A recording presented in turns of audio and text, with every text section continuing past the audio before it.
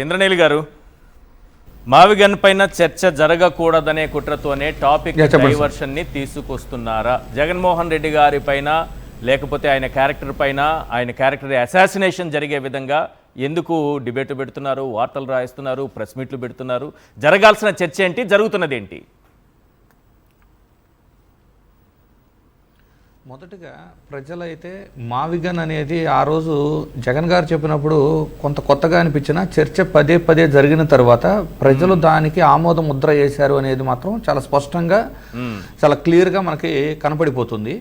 మరొక విషయం ఏంటంటే, ఇక్కడ కూటమి ప్రభుత్వంలో ఉన్న నాయకులు ఎవరూ కూడా మావిగన్ కంటే అమరావతి ఏ విధంగా బెటర్ రాజధాని అనే చెప్పలేకపోతున్నారు. ఇప్పటి వరకు ఒక్కరంటే ఒక్కరు కూడా, అంటే మావిగన్ కంటే అమరావతి ఈ విధంగా బెస్ట్ అని చెప్పలే. అవును, ఆ చెప్పలేనప్పుడు ఈ డైవర్షన్ పాలిటిక్స్లో భాగంగా ఇవన్నీ చేసుకుంటూ వస్తున్నారు. అయితే ఇక్కడ ఒక విషయాన్ని మీకు డీటెయిల్గా చెప్పాలనుకుంటున్నా సార్. ఈ హత్య రాజకీయాలు వీటి మీద ఒక చిన్న ఎక్స్ప్లెనేషన్ ఇస్తా చూడండి. అసలు టీడీపీ ఆవిర్భావం నుంచి ఏం జరిగింది, ఎలా జరిగింది. 5వ సారి ఇప్పుడు అధికారంలో ఉండారు. ఒక్కొక్క టర్మ్ గురించి ఒక 2 minutesలో చెప్తా చూడండి. 1983లో అధికారంలోకి వచ్చిన తర్వాత 1984లో అప్పటి ముఖ్యమంత్రి అయిన రామారావు గారి మీద చిన్న కత్తితో దాడి జరిగింది. మల్లెల బాబ్జీ అనే వ్యక్తి, వాళ్ళ హయాంలో చిన్న కత్తితో వాళ్ళ మీద దాడి జరిగితే అది హత్యాయత్నం. అదే పాపం జగన్మోహన్ రెడ్డి గారి మీద ఎయిర్పోర్ట్లో జరిగితేనేమో అది డ్రామా, కోడికత్తి డ్రామా అని ప్రొజెక్ట్ చేస్తారు. ఆ వ్యక్తిని 1987లో కాకినాడలో చంపేయబడ్డాడు సార్. ఎవరైతే ఆ రోజు హత్యాయత్నం ప్రయత్నించారో ఆ వ్యక్తి చంపివేయబడ్డాడు. ఆ తరువాత టీడీపీ ప్రభుత్వానికి వ్యతిరేకంగా పేపర్లో రాస్తే పింగళి దశరామ్ అనే వ్యక్తిని 1985లో హతమార్చారు. ఓకే, అయితే ఇక్కడ చూడండి, నిజంగా మన ఆంధ్రప్రదేశ్ చరిత్రలో మొట్టమొదటిసారి ప్రజాస్వామ్యం మీద జరిగిన దాడి ఏదన్నా ఉంది అంటే పింగళి దశరామ్ని హత్య చేయింది. అంటే హత్య ఎవరు చేశారు కదా, వాళ్ళ హయాంలో జరిగింది అన్నా నేను. అదే మహిళల మీద అసభ్యకరంగా రాసిన వాళ్ళ మీద శాంతియుతంగా నిరసన తెలపటానికి వైఎస్ఆర్సీపీ నాయకులు వెళ్తేనే ఇది ప్రజాస్వామ్యం మీద జరిగిన దాడి అని చంద్రబాబు గారు, పవన్ కళ్యాణ్ గారు మాట్లాడతారు. తరువాత వాళ్ళ ఫస్ట్ టర్మ్లోనే దేవినేని వర్సెస్ వంగవీటి అనే 2 కుటుంబాల మధ్య హత్యా రాజకీయాలను ఎంకరేజ్ చేయటము, లేకపోతే కంట్రోల్ చేయలేకపోవటము. ఒకటి, వీళ్ళు అధికారంలో ఉన్నప్పుడు దాన్ని ఎంకరేజ్ అన్నా చేసి ఉండాలి, లేదా కంట్రోల్ చేయటంలో ఫెయిల్యూర్ అయిన ప్రభుత్వం అన్నా ఉండాలి. దానికి ప్రతిఫలం మనం దేవినేని ఫ్యామిలీలోనూ కొంతమందిని కోల్పోయి చూశారు. అలాగే వంగవీటి ఫ్యామిలీలోనూ రాధా గారిని, రంగా గారిని ఇద్దరిని కోల్పోయారు వీళ్ళు కూడా.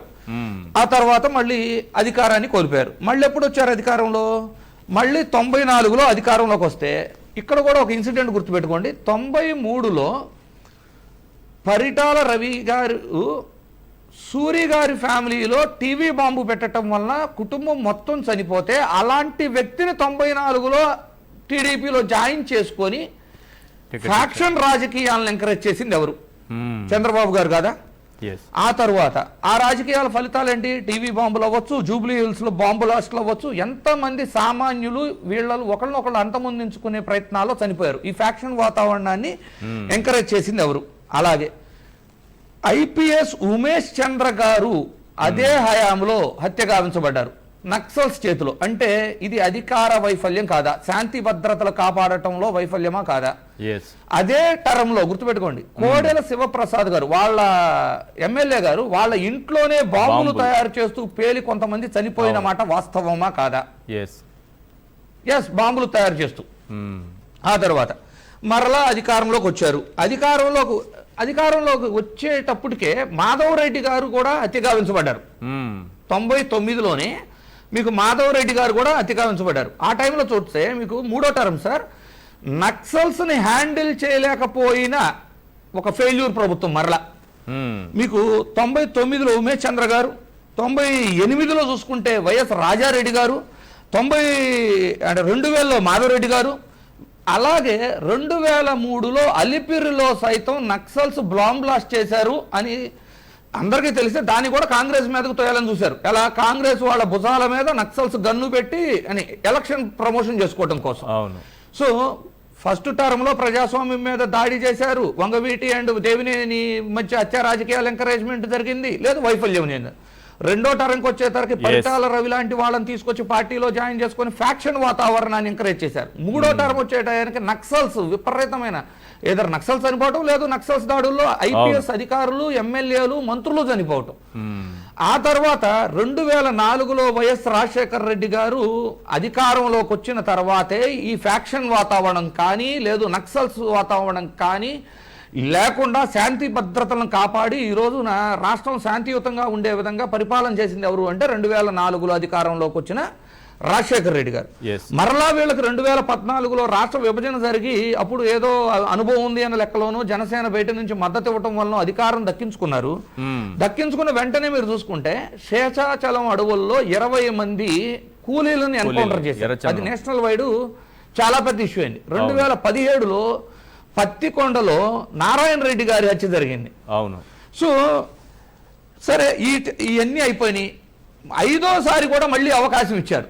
5వ అవకాశం ఇస్తే ఇవన్నీ దాటి ఇంకొక అడుగు ముందుకేసి చివరికి నాయకులు, పోలీసులు, ఎమ్మెల్యేలని దాటి సామాన్య కార్యకర్తలను సైతం, లేదు సోషల్ మీడియాలో యాక్టివిస్టులను సైతం టార్గెట్ చేసుకుంటూ ఈ రెడ్ బుక్ రాజ్యాంగం అనుకుంటూ, అంటే వీళ్ళ 5 టర్ముల్లో ఎక్కడన్నా శాంతి భద్రతలను కాపాడగలిగారా? ఎక్కడన్నా శాంతియుతంగా రాష్ట్రంలో ఆ పరిస్థితులు ఉన్నాయా? సరే, మహిళల విషయానికి కూడా వెళ్దాం.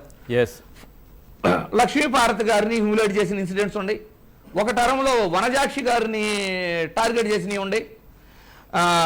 ఈ టర్మ్లో అయితే ఏబిఎన్ రాధాకృష్ణ గారు అంత నీచమైన వికృత రాతలు రాసిన తర్వాత కూడా ప్రజాస్వామ్యం మీద దాడి అని చెప్పుకునే స్థాయిలో ప్రభుత్వము, డిప్యూటీ సీఎం ఉండారు. గీతాంజలి లాంటి వాళ్ళని హ్యూమిలేట్ చేసి చూసాము. సుగాలి ప్రీతి లాంటి వాళ్ళకి అన్యాయం జరిగితే కనీసం న్యాయం చేయకపోగా రాజకీయంగా వాడుకున్న వాళ్ళని చూసాము. కరెక్ట్. పవన్ కళ్యాణ్ గారిని, జూనియర్ ఎన్టీఆర్ గారిని, వాళ్ళ తల్లులని దూషించిన సంఘటనలు చూసాం. షర్మిల గారిని టార్గెట్ చేసినవి ఉన్నాయి. అంటే ఇలాగే అంటే శాంతి భద్రతలు ఎలా అయితే చూసామో వీళ్ళ 5 టర్మ్లో ఎక్కడా కూడా మహిళలకు గౌరవం ఇచ్చినట్లు, మహిళల పక్షాన నిలబడినట్లు ఒక ఇన్సిడెంట్ లేదు.